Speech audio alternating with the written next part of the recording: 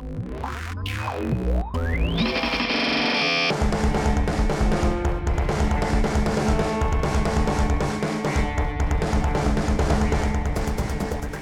happening, y'all? How y'all doing? Thanks for tuning in to the Crash Bang Boom podcast. I'm your host, Jody Smith. Today's guest is New York native Greg Fox, who is the multidiscipline, multi-genre, electro, drumming, sensory percussion playing madman behind Liturgy, Ex Eye, his own solo records, and much, much more. We get into opening for DMX, almost being in Jay-Z's band.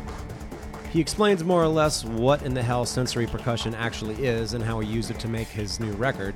We also get into his previous solo record and how he made that by recording heartbeats via a stethoscope and converting that and using MIDI and all sorts of randomization within the computer and software and whatnot, which of course sounds insane. We also get into the formative Ex Eye and Liturgy, his electronic pursuits, and living in tiny New York rooms. This particular one did not sound good. In any case, here we go. Crash, bang, boom.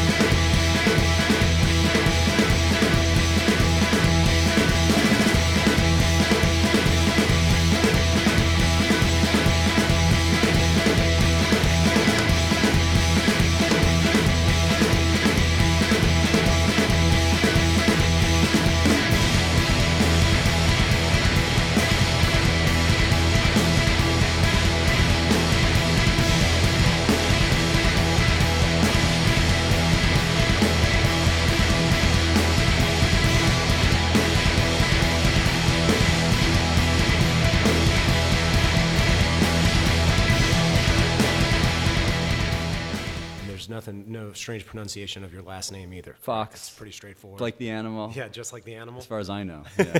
Exactly. Maybe go back a few generations and see if they switched that up somehow. They did. It was Fuchs. Oh, really? Yeah. Is that German? Yeah, it is German. But I'm a little hazy on how they got the name because the people who had the name were Romanian, actually. So you have Romanian ancestry? Like Russian, Romanian, like Bessarabian, and then there's some like Polish, German in there also, Lithuanian.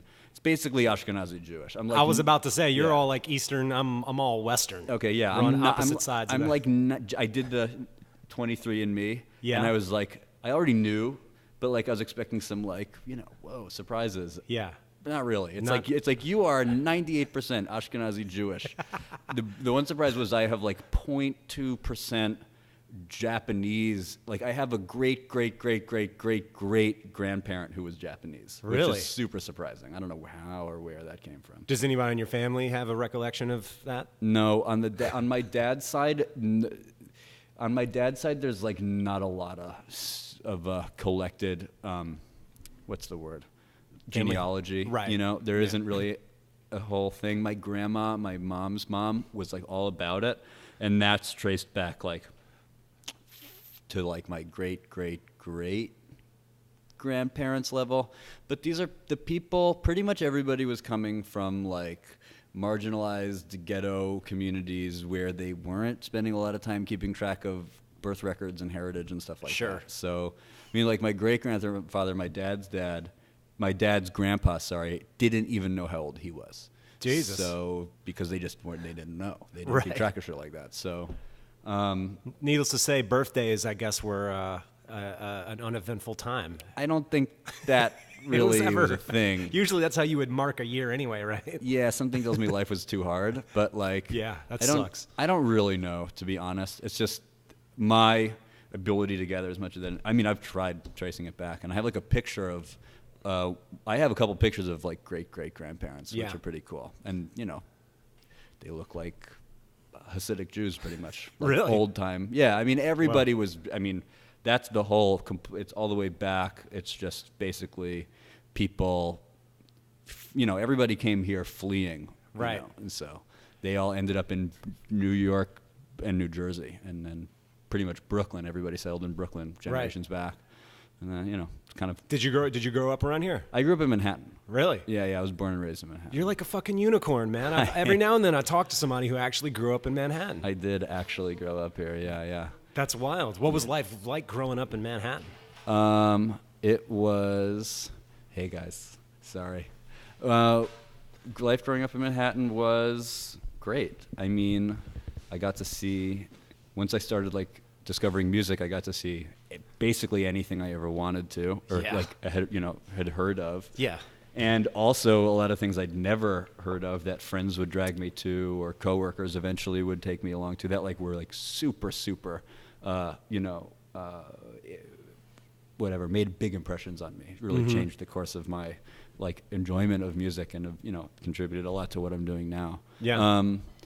I don't know. My mom and dad split up when I was a little kid, and they lived on either side of Central Park, so I was kind of bouncing back and forth, every week. I got to enjoy Central Park, as a regular thing. Right. So, me and my friends would go there. Would you after school. literally just roll through Central Park to go to either house? Yeah. Really? Yeah. I would walk. Awesome. I would walk from That's one to super the cool. other. Yeah. Yeah. I don't know. It was great. I have always, really just loved the city, and I do now more than ever. Right.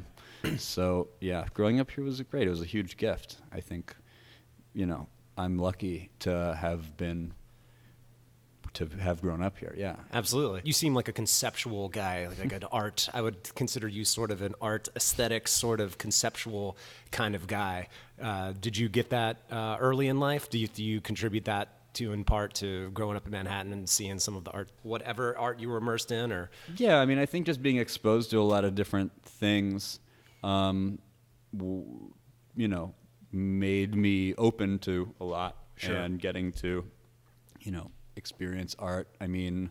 I think that it really, I started getting into, I don't know how exactly you put it, less mainstream kinds of music as I entered my early teens, and that exposed me to a lot of different ideas and a lot of different writing, and Yeah. a lot of the reading I think I did actually had more to do with it than anything else. Reading certain Philip K. Dick and science fiction stuff, Robert Anton Wilson. I bought Revelation X, one of the books of the Subgenius, when I was 14. Just they happened to have a copy at Barnes and Noble, and I was like, this looks cool, and completely it was people think like this, Right. totally crazy stuff. But Yeah. I don't know. I don't think I'm a deep art conceptual person. Really, I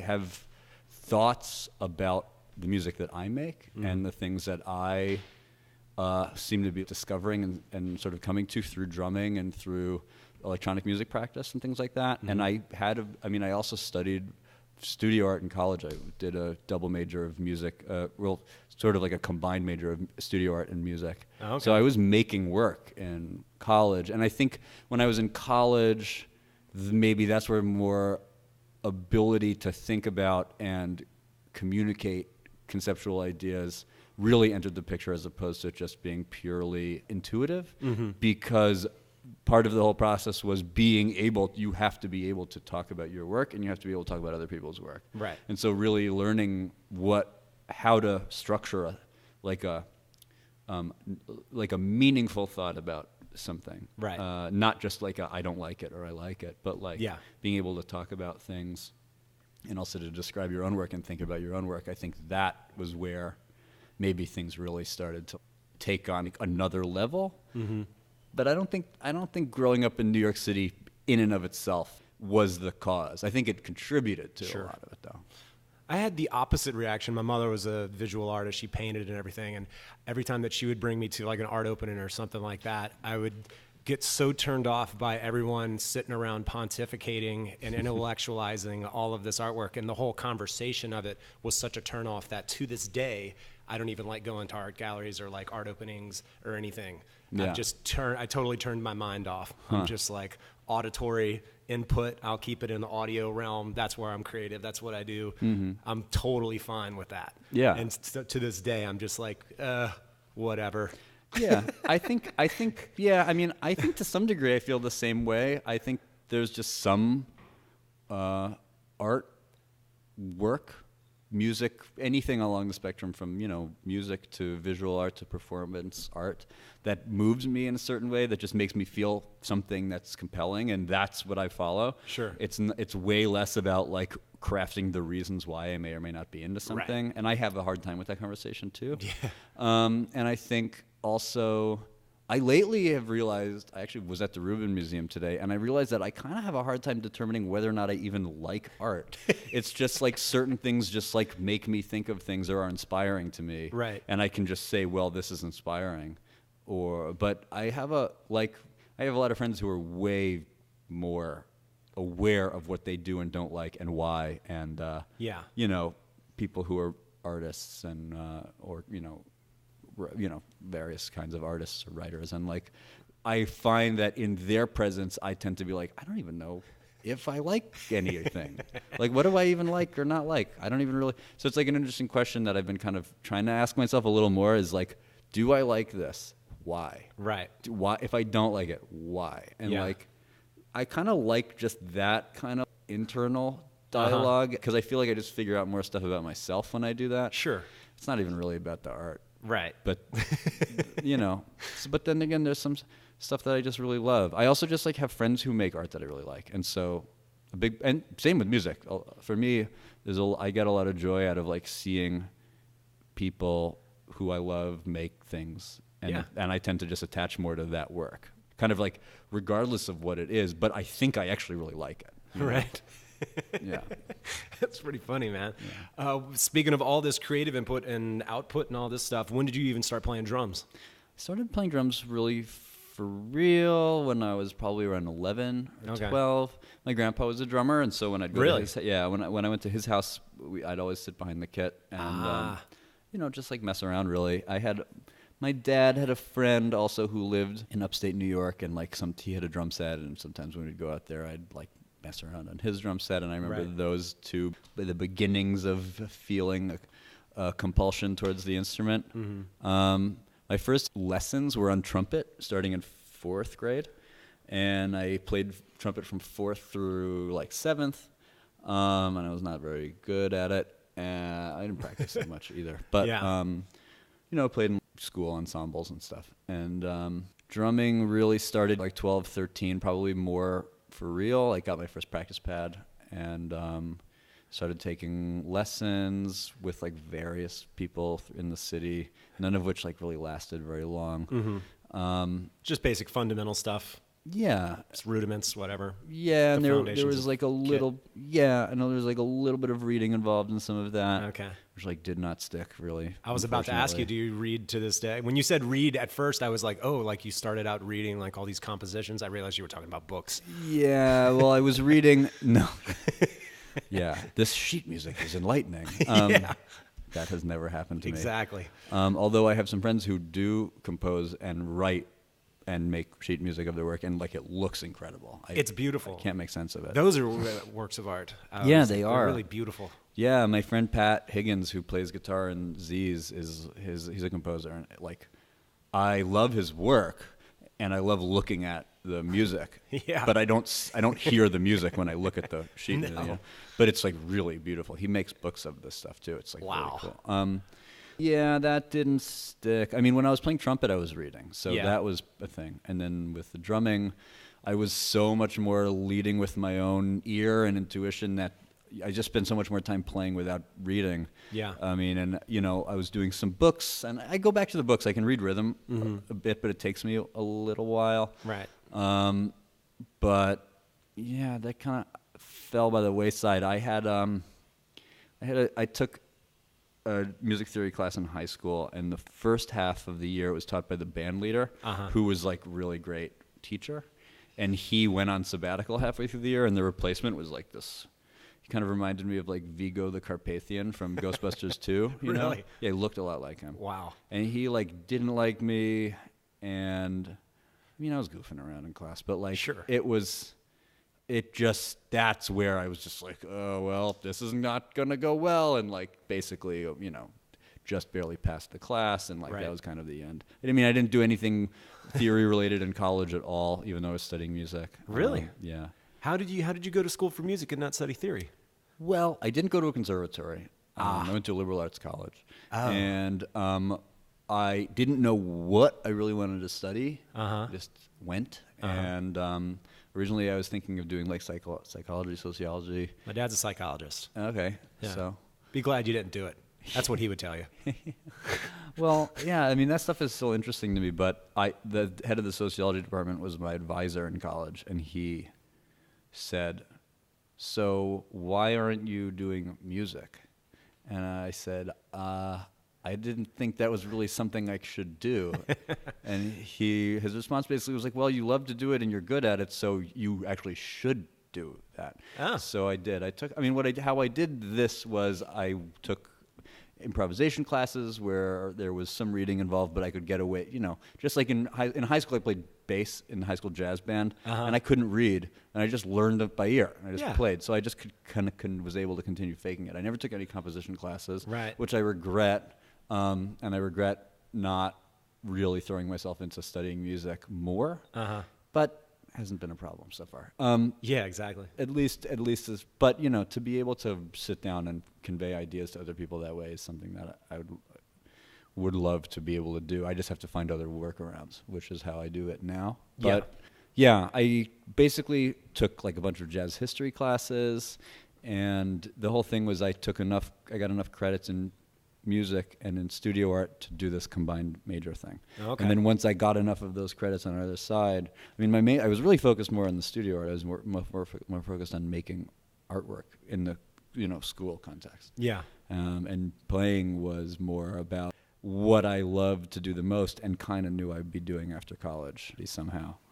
And yeah, I mean, the professors liked everything I was doing, and just kind of was cool. Some of those professors I've actually collaborated with since graduating from college. That's cool.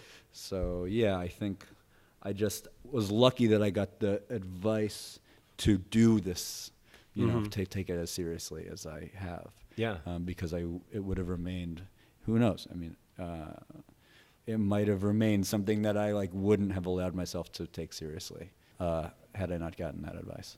What at the time when you got that advice, or when you were in college, were you playing in bands outside of school? And if so, what were you doing? Or did you kind of start doing that more so when you got out of school? I had bands in school with friends with bands with friends, and we would practice. I had a band with Bernard Gann, the guitarist from Liturgy, and actually Sam Brodsky, who plays in this band Mika's Murder. Oh yeah. We had a trio called Architeuthis. It's kind of like a mathy, metal-y kind of thing. That's that was awesome. Really fun. And then actually Tyler Dusenberry, the bassist in Liturgy, and I had a band called Family of Love. Okay. That toured actually. Really? Okay. Yeah, we played a lot. And then I was also in a band called the Tall Turds. With Tall Turds? The Tall Turds, yeah. That's incredible. With my friends Wynn McCarthy, Tyler from Liturgy, and Sean Fabi. Okay. That was a fun band. We toured a little bit with that band too. Kind of like blues, skate punk kind of combination of sounds. Yeah. Super fun band. When you started touring, did you like it? Did you think once Yeah. you started touring, were you like, maybe I can see myself doing this more frequently? Totally. I mean, at first it was amazing, especially when you don't have any real life responsibility. Yeah. Makes it a little easier. Yeah, I mean, when you get off tour and go back to your dorm room, it's a different thing. I mean, you're not living in the real world. I wasn't. My college experience was like a gifted one. Yeah. So it wasn't feeling the pressure. You know what I mean? So that's a good context, I guess, and a lucky one to first experience touring, because it was oh, this is totally fun. Right. And I loved the people I was doing it with, and I loved the music. And that was, of course, the most important thing about it. Sure. And also just traveling around, meeting people, hearing other music, by virtue of going to a place and playing shows with people who are splitting the bill with you. Sure. That was magical to me. Right. And I mean, so that was a big part of it. So the crazy thing too is I had a band that I was in that started in the year I took time off between high school and college, and it started while I was before I went to school, and the band was called oh God, I'm not going to say the name because I actually don't want anybody to hear it. Oh, yeah? But it was like a band. Out of fear of someone looking it up? Yeah. So I had a job working at like a drum shop when I was taking my year off. I was like living in Brooklyn, and I had this gig, selling drums and stuff. Anyway, I ended up getting sort of like hired into this band with guys who I was friendly with that year, who were like quite a bit older than me. The original idea for the band was that it was put together to be Jay-Z's backing band. Oh. By Kid Capri, the producer, put this band together. And then apparently there was some kind of like Source Awards infamous fight that happened between the two of them, where who knows what. And then all of a sudden, like, the band wasn't Jay-Z's band anymore. And I had not been drafted into this situation at the time. But so there was some other drummer. That drummer was like some kind of didn't work out. He ended up leaving the band, and then they asked me to join. And I was 17, 18. Everybody else in the band was at minimum pushing 30, probably. So super informative in positive and negative ways. I'd say what was interesting about that was that it exposed me to this sort of almost like caricature of industry vibe that I just kind of was like, this is definitely not what I want to do at all. At first it was like, dope, I'm in a band and we're like touring and I'm getting paid. This is great. And then it was just like, this is not great. But that continued into a year or two into college. Okay. So I would go back and play gigs. I remember like, we opened for DMX in Philly, and then I had to get in the car after the gig. First of all, we couldn't leave the venue because there was like a mob outside, and so the police weren't letting anybody out of the venue, including us, the random opening act that like nobody gave a shit about. Right. And we couldn't even like sneak out the back, just like nobody could leave the building. And so I finally was able to leave this club at like 3 or 4 in the morning, and I drove from Philly back to upstate New York where I was living for the summer because I was on a paint crew, and we had a job early in the morning. So I like drove directly to this job and like got there at like 7:30 a.m. and like started painting some house in upstate New York. Oh my God. It's good stuff, man. At the time we were listening to this band Onlyville Sound System a lot. Have you ever heard that band? Really amazing Providence band. And me and my buddy Tyler were both on this paint crew, and he had this tape of this band that's like was so dope. And so we were just pumping this cassette every day. Yeah. That's like my memory of that summer. Late night driving back from those gigs with this band in New York and like listening to this tape, painting walls white. And, swimming at the lake and stuff. That sounds nice. At least the swimming in the lake part. Yeah. So anyway, long story short, yes, I played in bands during college.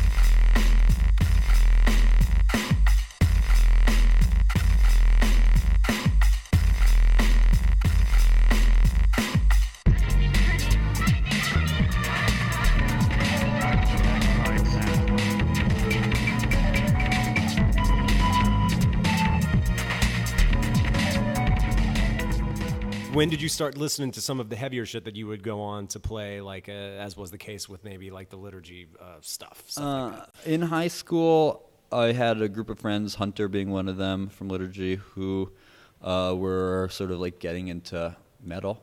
My one friend in particular, Zach Smith, who was still a good friend, was really knowledgeable about all kinds of music. And I actually had a lot of friends in high school who like had a really diverse music interests. And so everybody kind of like, and this was like, I had friends who were like a couple of years older, a couple of years younger. So like there was all these kids like listening to all this different shit. Yeah. And we organized this like crazy We organized this like amazing CDR swap, like right when CDR burning started to become a thing, where we each made a list of every CD we had, and we made copies of these lists for each other, and then we would tell each other what we wanted from each other, and we would all go home and like burn copies for each other. Nice. So I still have binders of these CDs that like I don't even have a way of listening to anymore. So it was a combination of like, my friends Zach and Hunter and my friend Stefan and, all these other friends. We were listening to all this stuff and like checking this out, checking that out. And I was kind of a late adopter to black metal, especially. I would listen to it and be like, what? Why do you like this? Like, why does anybody like this? Like, right. I did not connect. The thing that like really kind of cracked it for me first was that was Converge. Yeah. I got into Converge and that Jane Doe, and like that, I was like, oh, got it. And then like that somehow made it easier for me to listen to like other stuff that I had previously not been able to like enjoy. Yeah. You know how you have these breakthrough records that then like open up a world of music to you. Absolutely. So that was a big one for me. And then the other thing was my friend Mookie, who was the singer of that band Genghis Tron. Mookie took me to a lot of concerts. Okay. And often they were bands I'd never heard of. The one that really broke my head open like that, like I'm still kind of, well, maybe not, but it was the most impactful was Mookie took me to see the Oops tour when it came through New York. And that was, the headliner was the Locust. So I'd never heard of or seen any of these bands. And it was the Locust, Arab on Radar, Wolf Eyes may or may not have played, Orthrealm played, Mick Barr's band, Mick Barr from Krallis, and Lightning Bolt. Yeah. And so like all those bands, I'd never heard of any of them before. Every one of them blew my mind in a different way. Some of them scared me. Yeah. And then Lightning Bolt played, and it was just like, oh my God, like I want to do this. Yeah. Mookie was in a band. I was in a band with some friends in high school. Like we were making music, and like the music we were making was going more and more and more towards. Like we started in kind of like a Radiohead territory, and by the end of high school, I was playing blast beats. Right. So, it was like really a group effort. It was like a lot of us really exposing each other to different stuff. The first time I saw Gabe Serbian. Oh yeah. Was at a South by Southwest. Me and my buddy were there. A band that I was playing at the time happened to be down there. And my buddy, we were looking in the paper or whatever for it. And he's like, look at these dudes wearing these uniforms and like all this shit. He's like, they're probably Japanese. They'll be strange. Let's go check them out. That was literally the conversation. When then we saw him knowing nothing about him. Yeah. At least with Lightning Bolt, I was able to prep myself. But I have the same memory of seeing the Locust for the first time, knowing nothing about him and seeing that. Yeah. And seeing Gabe Serbian's drumming, it was insanity. Yeah. I still can't believe it when I watch it. Still is insanity. It is full-on insanity. Yeah. It's incredible. I got my band Guardian Alien played a couple dates in Europe a couple years ago, opening for Zoo when Gabe was playing with them. Oh, cool. I saw that he went out and did that tour. Yeah, so that's when I got to meet Gabe, and we got to hang out a little bit. And he's a super nice guy, slaying drummer. Oh, my God, yeah, he's huge inspiration. Really huge inspiration. Yeah. It's so cool when you're like young and you see these people do these things that you're like, I don't even know how people do that, I definitely thought that when I saw him. And then, but when you like have those impressions, those like imprints, and you like you like sort of start to work towards them, whether you know it or not, when you're playing towards your heroes, Right. And then, at a certain point, you might end up finding out that you actually have some territory of your own, Right. But it's because of the fact that you've been like orienting towards these like people who made these impressions on you, anyway, yeah, that's kind of how I started getting into the heavier stuff. And then, once you start to play that music, you start to listen to how other people are doing it a little more and enjoying it more. Right. Especially for me, once I sort of had the visceral feeling of what playing that stuff felt like, it was easier for me to enjoy. Yeah. And then, once you acclimatize yourself to something, it's easy to dig it. So yeah. Wasn't the easiest, wasn't the quickest sell, but yeah, I bet. But I'm still into it now. So yeah. How did Liturgy come about? And I wanted to ask you about that last record that y'all put out, because it is such an interesting mix of instrumentation and styles. It was definitely a dare I say, bizarre record.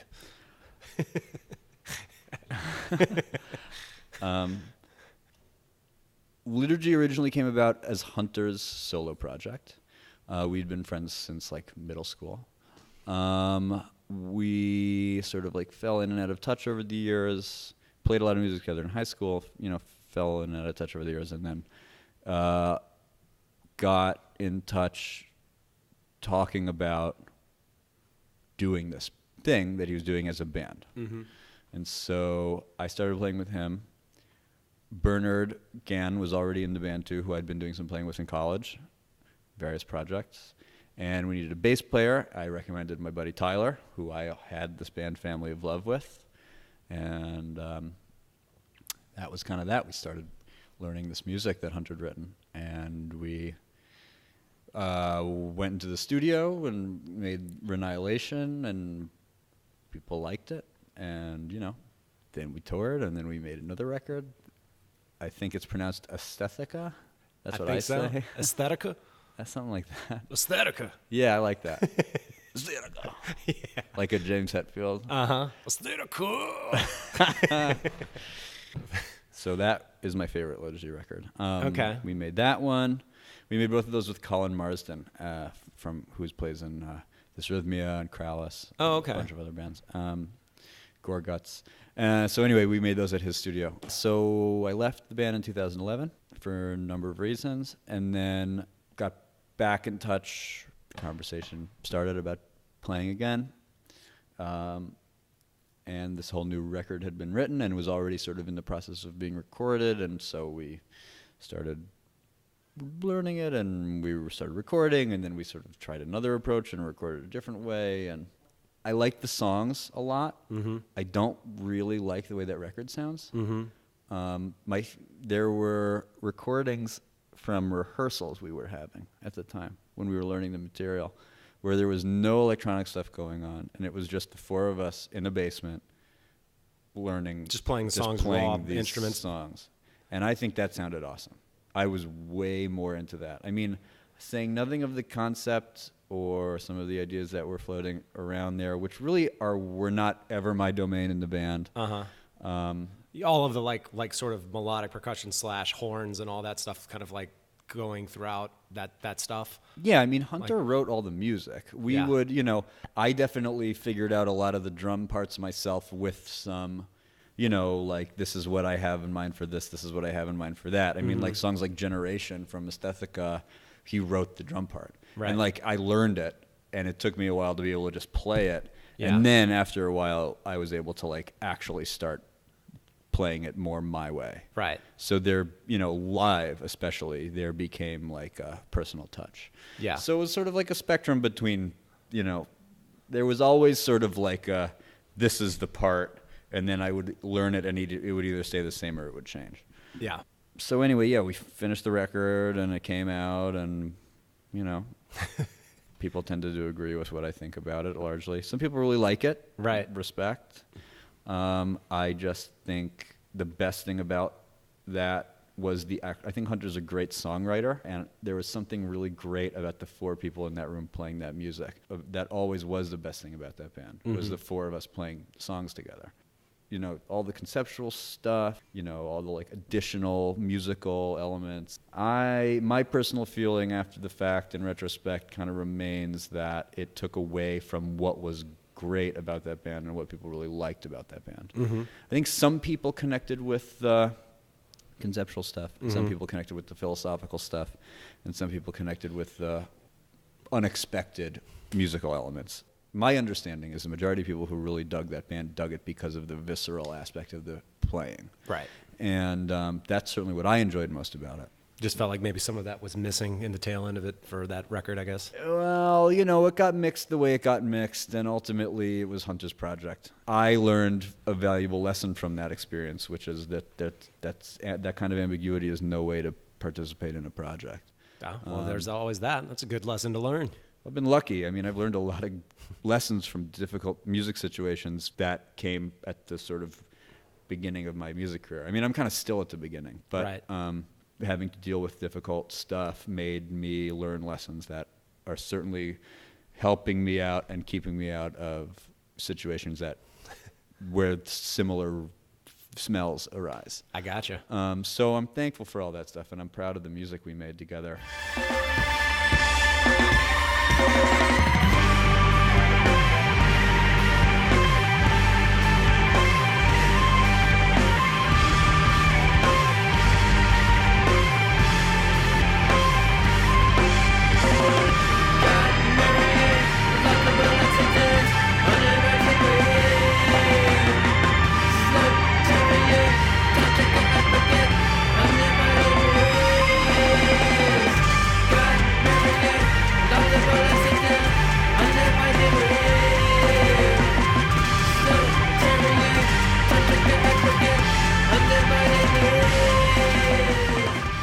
Let's talk about some of your solo records. Cool. Specifically, and I might fuck it up, Mitral Transmissions? Mitral Transmission, yeah. Mitral artery? Is that an artery? Yeah, mitral referring to the heart. Yeah. Okay.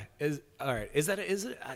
I'm thinking this not because I paid attention in biology classes, but more likely because my dad had a quintuple bypass. Whoa. They rerouted his heart with veins out of his legs. Leg, yeah. And he celebrated by eating fried chicken. That was the first thing he ate, just to celebrate. Well, you got to live life. Got new plumbing, as he said. Just got to test it out. Give it a run. That's amazing. Yeah, so the mitral valve is there. It is. Yeah, that's what we're talking about. It's the flap. But yeah, it came from the work I was doing with Milford Graves. I studied with him. He's like more of a mentor than a teacher. We've only played drums together once, but I would go over to his place fairly often and talk about stuff, listen to him talk a lot. And sort of there was like a group of other folks who've studied with him over the years who would get together sometimes at his basement in Queens, which is like sort of like a lab, sort of really more of a lab. That's what it sounds like. Yeah. Anyway, so the way that record got made was Milford hooked me up to a bunch of lab equipment, stethoscopes and stuff, medical equipment, recorded like very sort of like deep, full resolution recording of my heartbeat. Mm-hmm. That recording was sent through some software that he had developed, which converted the sound to like a very full spectrum, rich MIDI score. Mm-hmm. And then I used that MIDI score to compose the 4 tracks on that record. Okay. And basically it's all performed by software instruments. Okay. That are in varying degrees making determinations based on like certain randomized parameters, or parameters that have randomization within them. Right. And basically like creating sort of like a virtual ensemble. Right. And then being like, sort of like, I don't know, conducting them or something like this. And then, making passes of these recordings until one sounded the most resonant internally or something. And then that was that.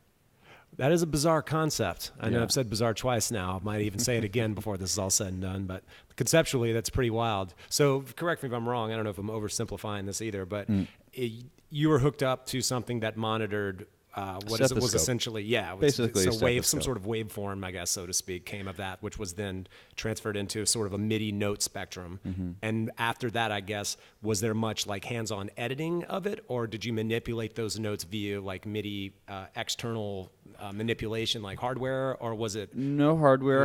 Okay, no hardware, and I didn't manipulate any of the notation either. Huh. It was more about determining the way that the instruments would behave. There was, panning the instruments in the sound field and stuff like that. Right. But, I didn't mess with the actual notes. It was more just about the sort of like ranges within which the instruments could could decide what they were going to do. Mm-hmm. Decide in quotes, because this is a computer. But, right. I like the kind of magic that can happen by leaving things open to chance. Mm-hmm. I mean, Fair and I enough. also feel like in a lot of ways the recording of my heart was very specific to that time and that moment. Mm-hmm. So another recording of my resting heart rate would yield a different score. Right. I mean, there is a character to it. The whole Right. recording is quite long, and so I wasn't using, every track is not the same length. I wasn't using the same one, and Right. sometimes I was changing the tempo. That's what I was going to say. Did you physically alter yourself to then change your heartbeat to then get a different? No, it's one recording of my resting heart rate. It's not multiple recordings. It's just Oh. one. And then that one being reprocessed different ways. Oh. So it's the same seed. It's the same seed. Oh, wow. Yeah. That is interesting. Okay. So I guess to some degree, like leaving things open or allowing for unexpected events to occur within that sort of like boundary of certain things being set made it feel more Human? organic. Yeah. And more reflective of the fact that it came from a biological source to begin with. Yeah, sure. And I learned a lot just about like how to make music when I was doing that.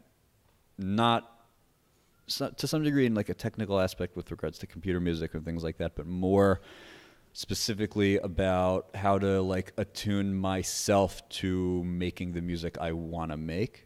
It taught me a lot about how to move from a point of making a gesture to a point of having something written and repeatable. Right. By virtue of like listening to myself and like listening internally while I'm listening to the things that I'm making, and like listening for that kind of like vibration. Right.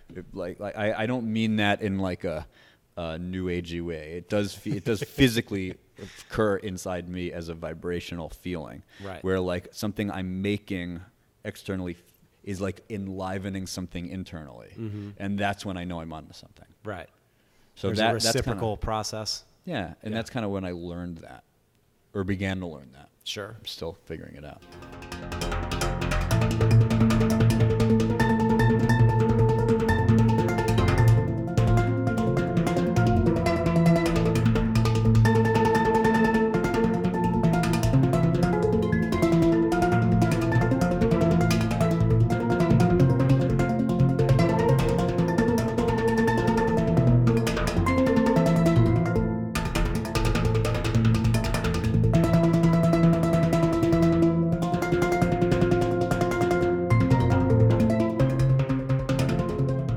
Tell me about this new one that you got coming out, new solo record. Yeah.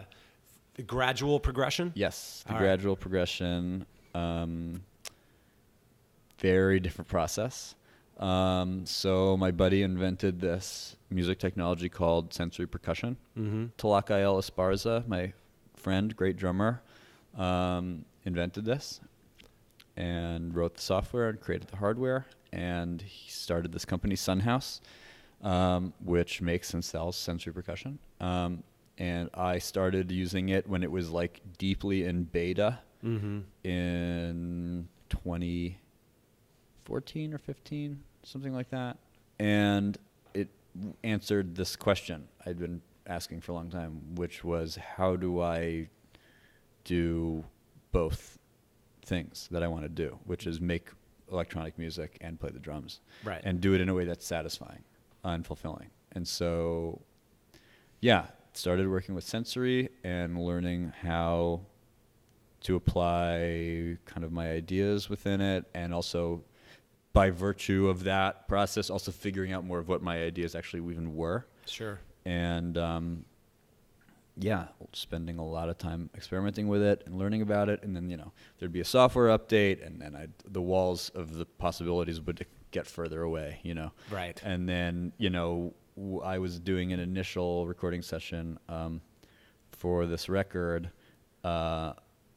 and I only had one sensor at the time. And Talakael came to the session and brought 3 more. So it was like, again, these walls kept getting further away. When you say sensor, I guess for clarification, are you talking about what some would say like a trigger of some kind on an acoustic drum? It looks like a trigger, and it does, and I do use them on acoustic drums. Right. But it's not a trigger. It is a sensor in that what it's doing is it connects via XLR to audio interface into the software, and what it's doing is it's basically a magnet. Talakael would be much better at explaining this. Yeah. I mean, just like, just in case I get any of this wrong, although I'm pretty sure at this point I have a good sense of it. Yeah. So basically, we know how a microphone works, right? Yep. It's basically 2 magnets and a spring. Well, and more than that, but sure. These are the moving parts.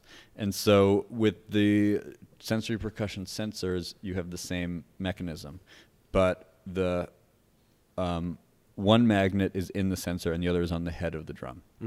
And so the sensor is picking up differences in the quality of the timbre that is produced by striking different parts of the drum. And then through that, it makes MIDI assignments to different parts of the drum. So on one drum, you can have multiple MIDI assignments. And now those MIDI assignments don't only work as on-off sort of situations where if I hit the middle, it makes this sound, and if I hit the edge, it makes this sound. You can also blend those together. So for example, you make it like that as I move from the center of the drum to the edge. It will control a knob in virtual space or a slider in virtual space, right? So it really turns the drum set into an extremely versatile MIDI controller. So that's what sensory percussion is. Okay, I gotta check it out. I'm not very aware of it, other than hearing you talk about it a little bit or read I think an interview where you mentioned it previously. But yeah, it sounds pretty awesome. I've been working in more or less like I guess because I'm an editor, so I actually just love editing, you know? So I just compose everything via Logic Pro X and then spit it out to an SPDS-X sampler. And at some point, the idea is to then pull the drum parts that I have out of that and play those arrangements, quote unquote, or whatever, those parts with the drums pulled out with live drums in a live setting somehow, you know? Well, that's the thing. It's a real conundrum when it comes to doing a solo drum performance because for me, I don't like playing things the same way twice. So I need to be able to stretch things or shrink them. Right. In this instance, I would be tied to the arrangement. I wouldn't really be able to alter it so much. Yeah. So that's something that I have a really hard time with. Like I get like really, it makes me like anxious almost to do that. Like I feel like I have to keep doing it a little different every time, or I don't know, it doesn't feel good to me to do that. Depends on the situation, but even in bands where I'm like really basically executing a part every time, I'm always finding some way to do something different every time. It's like almost like I'm rebelling or something. Like I just can't to do the same thing every night. I should just saying it out loud makes me feel bad. So yeah, the idea is, again, kind of taking some of the ideas from Mitral Transmission in that I was allowing, in everything I wrote, and all the architecture I was building in the computer for the way that it would be interpreting the gestures I was making, I wrote in space for unexpected things to happen. Yeah. And that kind of became like an operating principle. It basically became part of the architecture itself. Right, exactly. Thus, also allowing you down the line to potentially execute it in a live situation, right? Having some. And I can, yeah. And so that's the thing. That's when it clicked, and it became mine. Like because there are other people like,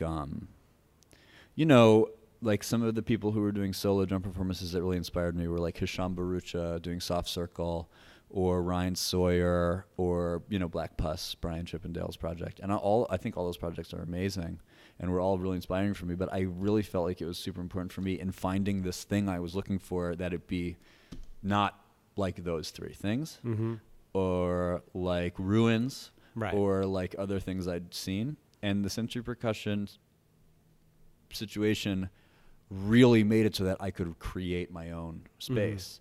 And it's been interesting to me because now sensory percussion is public. When I started using it, I was beta testing it basically. So now that it's out in the world, and there are other people using it, even releasing music using it, it's been interesting to me because nobody's doing anything like what I'm doing with it. Yeah. And I also know that I'm not even using the software at full capacity. There are things that I just like learned as kind of like shortcuts to get the results I wanted that I just stuck with. Mm-hmm. And when I talked to Tlakael about like what I'm doing with it, he like puts his head in his hands. He's like, you could be doing so much more with this. Like, really? We need to do a session where I like actually show you how to use this. Really? Yeah. So like even that said, like the amount, what I'm getting out of it is so fulfilling for me. And I enjoy doing it live so much, and I have so much freedom when I'm playing live that I can, on the one hand, be repeating things. So I can play songs from my record, but I can do them differently every night. Right. So it's like playing, it's like the closest thing I've been able to achieve to like the dream of like having like a clone version of me that plays like other instruments, but like I can't entirely predict what it's going to do, you know? So, but I am alone on stage, which is like a little weird still. That'll always be a little weird, but at the same time, like it's new territory that I've been exploring as of really only very recently. It's like just going up there by myself with the drum set and like that being, you know, people do it with other instruments, so drummers should do it too. I hear you. September 8th, right? September 8th is the release date, and we're having a release show October 7th at the Kitchen in Chelsea.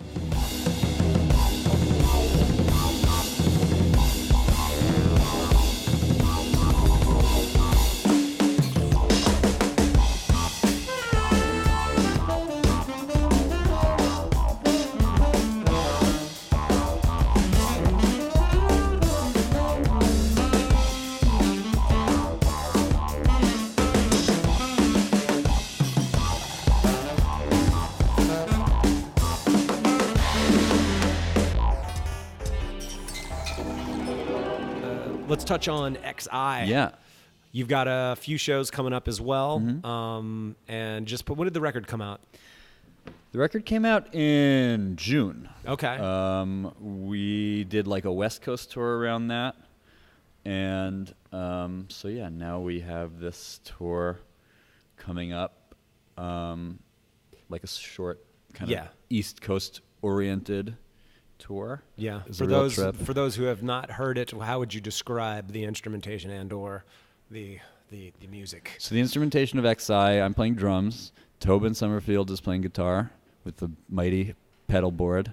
Colin Stetson plays bass and alto sax. Okay. Not at the same time. And Shahzada Smiley plays Moog. And I would characterize the music as being heavy, challenging. I won't go into like genre or genre specificity. Yeah, I would say that it's dark, sort of avant, moody something or other. That sounds right. That sounds more accurate than what I said. Yeah, it's definitely like, I think in some ways, like from points of view of other musics that I make or have made, it's like kind of down the middle. But in other ways, compared to other things, it's like kind of out there. So it's all relative, you know, when it comes to like your listening habits. But yeah, I mean, it's a really fun, rewarding project, and you know, it's been really cool the way it's all been started. And you know, putting out a record on Relapse is a total trip, and we're kind of circling the doggy bed of getting ready to write a new one. Oh, which really? I'm very excited about. Okay. So I feel like there's a lot of as of yet untapped potential in that band, as far as what everybody's capable of, creatively and physically. So I think the next one will be more, generally speaking. Okay. Yeah. I'm into it.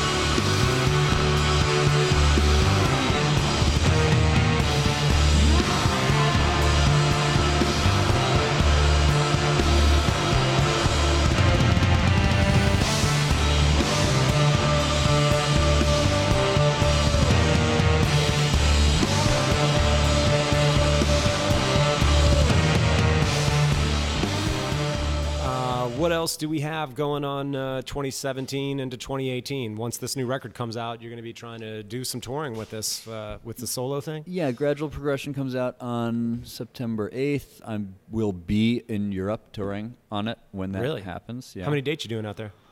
I'm out there for about 2 weeks. Some of the dates have been announced. So others are going to be announced soon. Okay. And then I'm home for a while. I'm back out in October. Ex Eye is also doing some Europe touring in October, and I'm doing some solo stuff kind of on the other side of that. Okay. There's a gig in New York. I do another thing with Colin. He has an ensemble that does Gorecki's Third Symphony and Polish composers' work, and so we're going to be doing that. There's gigs in the city on, I think, October 13th. November and December, more solo stuff in Europe. All right. So I'm kind of like in and out for the rest of the year once September starts.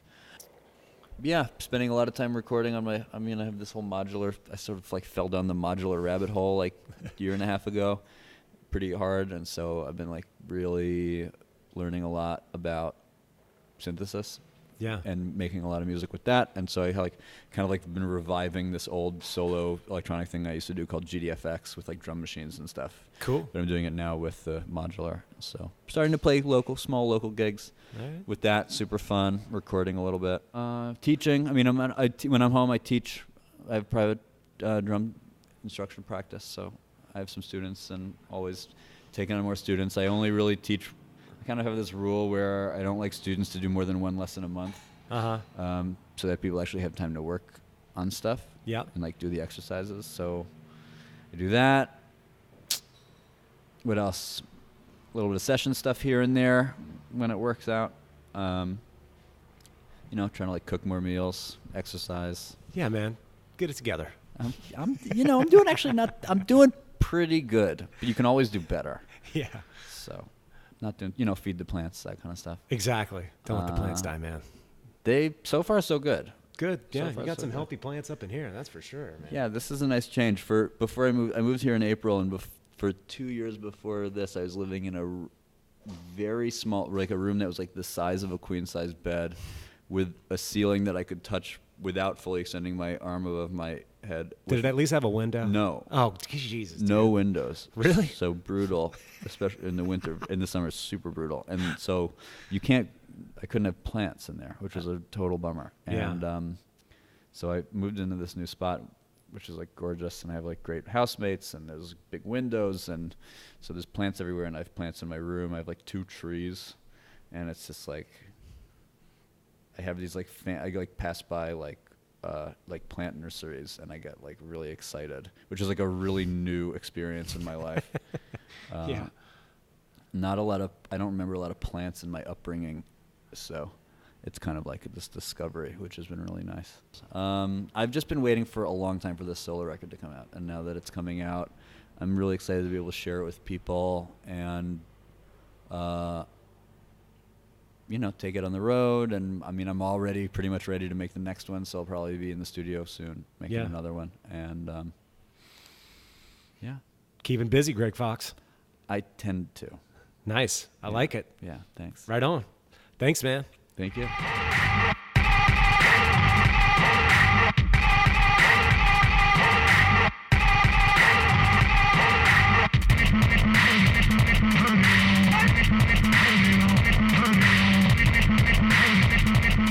All right.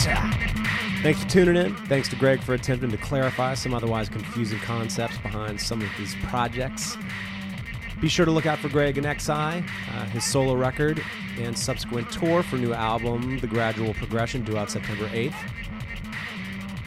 And be sure to look out for his electronic project, GDFX. Damn. Dude is a fucking whirlwind of creativity, I'll tell you that much. New York. Catch you on the next one. Crash, bang, boom.